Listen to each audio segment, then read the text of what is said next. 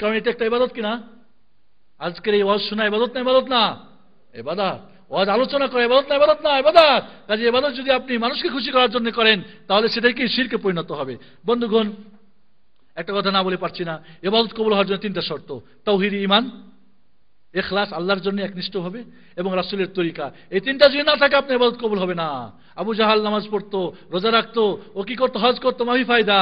আপনার যদি ঈমান তাওহীদি না হয়, শিরক মিশ্রিত হয়, তাহলে শিরক যদি কি একাকার না পজিটিভ এক জায়গায় হয়ে যায়, আর যদি সারা জিন্দেগি ইবাদত করেন, নামাজ পড়েন, রোজা করেন, মাফি ফায়দা, কোনো ফায়দা হবে না আপনার। খবরদার, এজন্য তাওহীদ ঠিক করে নেবেন, আল্লাহর জন্য ইবাদত করবেন, রাসূলের তরিকায় করবেন। ফুরফুরিয়া, নকশবন্দিয়া, চিশতিয়া, নুসাইরিয়া, জায়েদিয়া, অমুক তমুক, আকবরিয়া, ফুরফুরিয়া, চরমনিয়া, অমুক তমুকের তরিকায় করবেন, ইবাদত কবুল হবে না। একমাত্র কার তরিকায় ইবাদত করতে হবে? ফামান কানা ইয়ারজু লিকা রাব্বিহি ফালইআমাল আমালান সালিহা ওয়ালা ইউশরিক বিইবাদাতি রাব্বিহি আহাদা।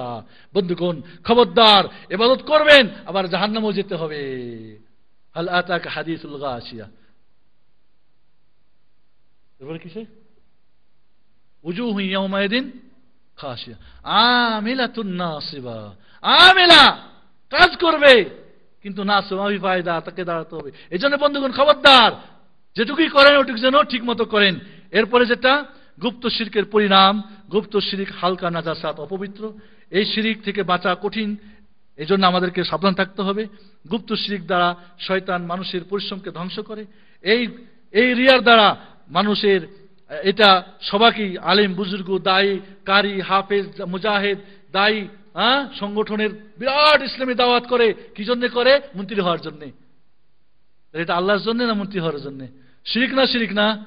শিরিক। মন্ত্রী হওয়ার জন্য। কি হওয়ার জন্য? মেম্বার হওয়ার জন্য, পার্লামেন্ট সদস্য হওয়ার জন্য, নিজের দবদবা দেখাবার জন্য। শিরিক হয়ে যাবে, কোনো ফায়দা হবে না, আপনার সারা জিন্দেগির দাওয়াত সব বাতিল হয়ে যাবে। বন্ধুগণ, একমাত্র আল্লাহকে খুশি করার জন্য হতে হবে। এইভাবে গুপ্ত শিরিক করে, এটা খুব কঠিন, মানে কালো শিরিক, এটাকে দেখা বড় কঠিন। বন্ধুগণ, আমরা এবার আলোচনা করব বড় ও ছোট শিরকের মধ্যে পার্থক্য। বড় শিরক যদি কেউ করে ইসলাম থেকে খারিজ হয়ে যাবে, কিন্তু ছোট শিরক করলে খারিজ হবে না। কেউ যদি বড় শিরক করে চিরস্থায়ী জাহান্নাম হবে, কিন্তু ছোট শিরক করলে চিরস্থায়ী জাহান্নাম হবে না, যদি অবস্থায় মারা যায়। বড় শিরক করলে সমস্ত আমল পণ্ড হবে, কিন্তু ছোট শিরক করলে শুধু ওই আমলটা পণ্ড হবে। বড় শিরক করলে তার জান মাল, তাকে হত্যা করা জায়েজ হবে, তার সমস্ত মাল করক করে নিতে হবে যদি তোবা না করে। আর ছোট শিরক করলে তা হবে না, বরং তাকে তোবা করলেই চলবে। বন্ধুগণ, শিরক যারা করে তাদের কিছু সংশয় আছে, সন্দেহ আছে। কেন শিরক করো? কেন পীর ধরতে হবে? আছে কি না জানি না। আমি এই পয়েন্টটা আলোচনা না করে একটু সামনে যেতে চাচ্ছি। বড় শিরকের অপকারিতা। বড় শিরক যদি কেউ করে তাহলে 1 নম্বর হলো দুনিয়া ও আখিরাতে তার ক্ষতি। প্রথম, শিরক যদি কেউ বড়, শিরক হলো বড় জুলুম। সবচেয়ে বড় জুলুম কি? আর সবচেয়ে বড় ইনসাফ কি? তাওহীদ। ইন্না শিরকা লাযুলমুন আযীম। শিরক যদি বড়, সবচেয়ে বড় কবিরা গুনাহ। আল্লাহ নবী বলেন, আলা উখবিরুকুম আন আকবারিল কাবায়ের, ক্বালু বালা ইয়া রাসূলুল্লাহ, ক্বাল আল ইশরাকু বিল্লাহ। সবচেয়ে বড় কবিরা গুনাহ কি? শিরক। এইভাবে যদি বড় শিরক কেউ করে তাহলে দিন থেকে খারিজ হয়ে যায়। দিন থেকে কি হয়ে যায়? খারিজ হয়ে যায়। বড় শিরক যদি কেউ করে তাহলে কি হয়? তার সমস্ত আমল পণ্ড হয়ে যায়। ওয়ালাউ আশরাকু লাহাবিতা আনহুম মা কানু ইয়ামালুন। বড় শিরক করলে তার আমল সব বরবাদ হয়ে যায়। এবার যদি কেউ বড় শিরক করে তওবা না করে মারা যায়, তার ঠিকানা জাহান্নাম, জান্নাত হারাম, এবং তার কোনো সাহায্যকারী থাকবে না, এবং একে আল্লাহ ক্ষমা করবেন না। বড় শিরক করে যদি কেউ মারা যায় তাকে আল্লাহ ক্ষমা করবেন না। ইন্নাল্লাহা লা ইয়াগফিরু আন ইউশরাকা বিহি ওয়া ইয়াগফিরু মা দুনা যালিকা লিমান ইয়াশা। ইন্নাহু মান ইউশরিক বিল্লাহ ফাকাদ হারামাল্লাহু আলাইহিল জান্নাহ ওয়া মাওয়াহুন নার ওয়া মা লিয-যালিমিন মিন আনসার। বড় শিরক যে করবে তার ঠিকানা জাহান্নাম, জান্নাত হারাম, তার কোনো সাহায্যকারী নাই। আজ পৃথিবীতে মুসলমানদের সাহায্যকারী নেই, আল্লাহ সাহায্য করছেন না, কারণ এরা বড় শিরকের মধ্যে ডুবে গেছে। বন্ধুগণ, এইভাবে বড় শিরক যদি যে করবে সেই ব্যক্তির, এরপর আমরা যাই শিরকের কারণ কি। খুব সংক্ষেপে শুনুন, শিরক কেন করে মানুষ? এই শিরকের কিছু কারণ আছে মানসিক কারণ, কিছু আছে সামাজিক কারণ, কিছু আছে অর্থনৈতিক কারণ, কিছু আছে রাজনৈতিক কারণ। অর্থনৈতিক কারণ যেমন শাহজালালের মাজার, যেটা প্রথম গেট 5 কোটি টাকাতে বিক্রি হয়, রিজার্ভ, যেখানে শুটকি মাছ বিক্রি করে, ওই যে গজার মাছকে খাওয়াবার জন্য, কুমিরকে খাওয়ার জন্য, ওটাও 1 কোটি টাকায় বিক্রি করে। বুঝেছেন?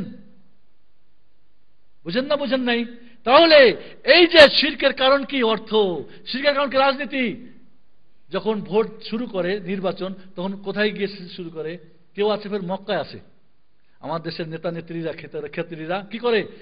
মক্কায় এসে কাবা ঘর তওয়াফ করে, লাব্বাইক আল্লাহুম্মা লাব্বাইক লা শারীকা লাক লাব্বাইক ইন্নাল হামদা ওয়াল মুলকা লাক লা শারীকা লাক। আবার ওইখানে নির্বাচনের উদ্বোধনী শুরু করে শাহজালালের কবরে সিজদা করে। এরা কি? এরা তাওহীদ শিরক বুঝেছে? বুঝেছে? এরা বুঝে নাই বন্ধুগণ, বুঝে নাই। সুবহানাল্লাহ। এই জন্য এটা রাজনৈতিক কারণ, এই জন্য মানসিক কারণ, অর্থনৈতিক কারণ, বিভিন্ন কারণ আছে, বুঝাবার এখন সময় নেই। সামনে চলুন। দিনের সঠিক জ্ঞান না থাকা, তাহলে শিরক বুঝে না, তাই শিরক করে। 3 নম্বরে দিন সম্পর্কে গাফেল। কি দরকার? ইসলাম কি আল হায়েলে কি এতগুলি মানুষ? আপনারা হায়েলে মাত্র এই কয়েকটা মানুষ, গুরুত্ব নাই। ফিল্ম দেখতেছে, গল্প করতেছে, আর ইসলামিক সেন্টার তাওহীদ শিরক আলোচনা কি শুনবো?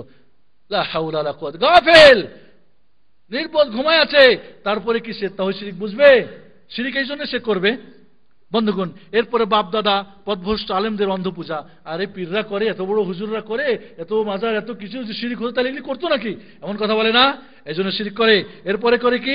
ধর্মের আলখেল্লা পড়া, ভ্রষ্ট নামধারী এক শ্রেণীর ধর্ম ব্যবসায়ী হুজুরদের এই কাণ্ড, শিরকের আখড়া, মাজার শরীর খুলে ব্যবসা করতেছে এরা, এই জন্য শিরক হয়।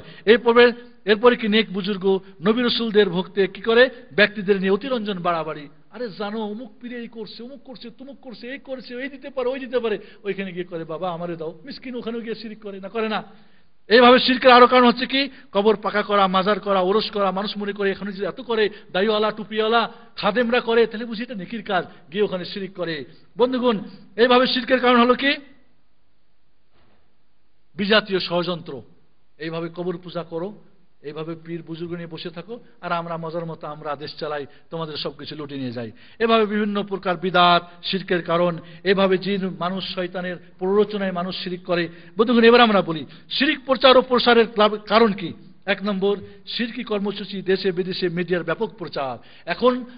এখন স্যাটেলাইটে বসে দাড়িওয়ালা টুপিওয়ালা শিরকের একেবারে পীর কেবলা QTVতে বসে তিনি কি করতেছেন? পর্দার ভিতরে বসে আপনার ভালো হবে না মন্দ হবে বলে দিতে পারতেছে। শিরকের ব্যবসা না? এখন কি জাদুঘররা, এখন কি গণকরা, এখন কি উমুকরা তুমুকরা আলখাল্লা পড়ে হুজুর কবরের ব্যবসার কি প্রচার প্রসার করতেছে। এভাবে ব্যবসা আরো কি? কবর পূজারীরা তাদের মাজার ভক্তদের কি করতেছে? বিভিন্নভাবে প্রলোভন দিয়ে তারা শিরক করাচ্ছে। এভাবে ধর্মের নামে ব্যবসা করতেছে, এভাবে রাজনৈতিক ফায়দা লুটতেছে, যার কারণে শিরক আসতেছে। এভাবে বন্ধুগণ, এবার আমরা আসি এই শিরক থেকে বাঁচবো কিভাবে? চান না আপনারা শিরক থেকে বাঁচতে চান? মাত্র কয়েক মিনিট। 1 নম্বর, শিরক থেকে বাঁচার জন্য আমাদের যা করণীয় দরকার সেটা হলো ইসলাম এই শিরক থেকে বাঁচার জন্য কতগুলি কাজকে হারাম করে দিয়েছেন। 3 অবস্থায় নামাজ পড়া হারাম না মাকরুহ না? কারণ এই 3 অবস্থায় সূর্য যখন উঠে আর ডুবে যখন উদু পড়ে, অন্যরা কি করে? সূর্যের ইবাদত করে, এই জন্য আমাদের নিষেধ। ঠিক না? ঠিক। তাহলে সাদৃশ্যতা, যারা শিরক করে ওদের সঙ্গে সাদৃশ্য হওয়া যাবে না। দেখেন শিরক থেকে বাঁচার জন্য আল্লাহ কি করছেন। 2 নম্বরে দেখেন, কবরকে মসজিদ বানা যাবে না। বাংলার মাটিতে কবর, কত মসজিদ, যে সমস্ত মসজিদ কবরকে কেন্দ্র করে হয়েছে, এই মসজিদ নামাজ পড়ে নামাজ বাতিল। এবং ওই নামাজ আপনাকে কি করতে হবে? সারা জিন্দগির নামাজ ফিরিয়ে পড়তে হবে, না হলে আপনার অথবা তোবা করতে হবে আল্লাহর কাছে, না হলে আপনার সমস্ত নামাজ বাতিল। বন্ধুগণ, এই জন্যে কবর মসজিদ পাকা করা যাবে না। কবরস্থানে কবরকে সামনে করে নামাজ, কোরআন তেলাওয়াত ইত্যাদি করা যাবে না। কবরকে পাকা করা যাবে না, ঘর বানা যাবে না, বাতি জ্বালা যাবে না ইত্যাদি। এরপরে কি বলে, আল্লাহ ছাড়ার নামে জবাই করা যাবে না। এভাবে যে স্থানে জাহিলিয়াতের যুগের পূজা হতো সেখানে নজর মানা যাবে না। এভাবে কোনো গাছ, কোনো পাথর, কোনো কবর, কোনোকে কেন্দ্র করে কোনো বরকত হাসিল করা যাবে না। এভাবে তাবিজ কবর ঝুলা যাবে না। নবী রাসূল ওলিদের নিয়ে বাড়াবাড়ি করা যাবে না। এরপরে মাশাআল্লাহ মাশাআল্লাহ ফুলান বলা যাবে না। এগুলি সব শিরকের দরজা বন্ধ করার জন্য, যাতে করে শিরকের করিব না হতে পারেন। এছাড়াও শিরক থেকে বাঁচার জন্য 1 নম্বর কাজ, প্রথম কাজ হলো এই কাজগুলি যে শিরকি, এটা আমাদের আলোচনার মাধ্যমে, বইয়ের মাধ্যমে, লিফলেটের মাধ্যমে, ইন্টারনেটের মাধ্যমে সবকিছু কি